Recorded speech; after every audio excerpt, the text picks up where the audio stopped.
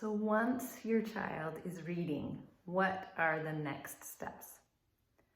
And of course, reading is a lifelong venture.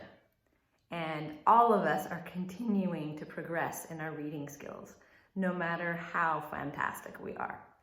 And the same thing is going to be true for your children for a very long time. So first, of course, you bring in a greater variety of books at sequentially more difficult levels, and your child continues to work through those books.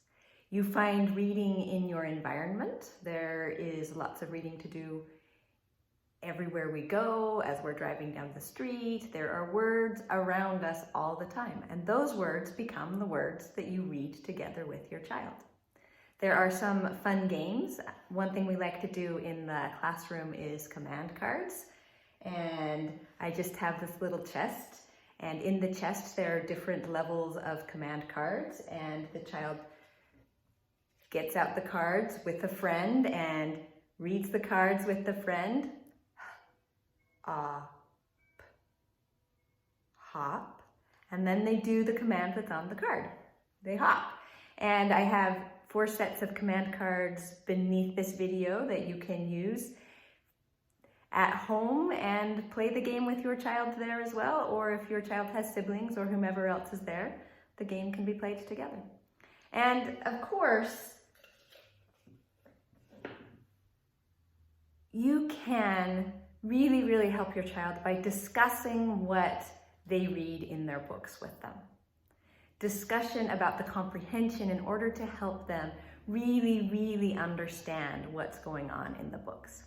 And there are worksheets available, of course, and if your children really love them, that's fantastic. It's helpful, I think, to remember that teachers in conventional schools really rely on worksheets, because in a conventional education, there's one teacher and 30 children perhaps, hopefully not that many, all doing the same thing at the same time.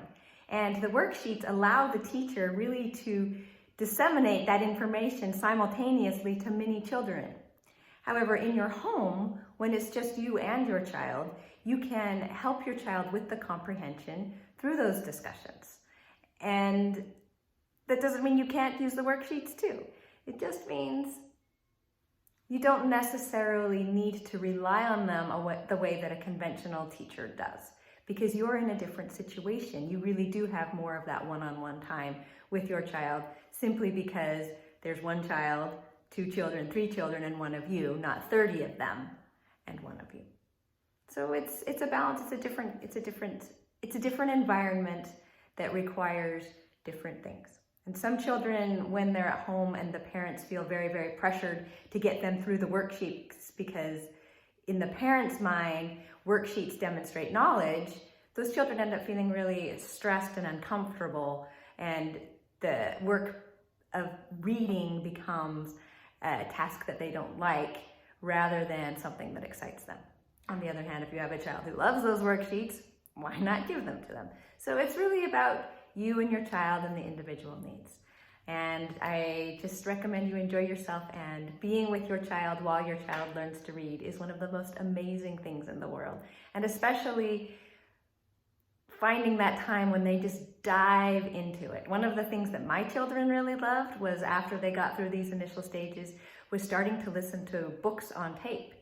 And we had CDs back in the day when my kids were little, but it made a huge difference in their reading abilities as they moved forward.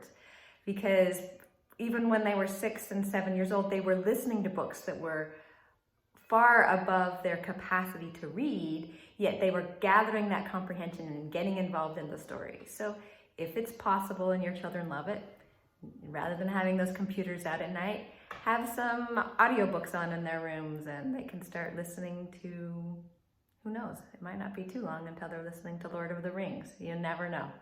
Good luck, have fun. It's the best thing in the world.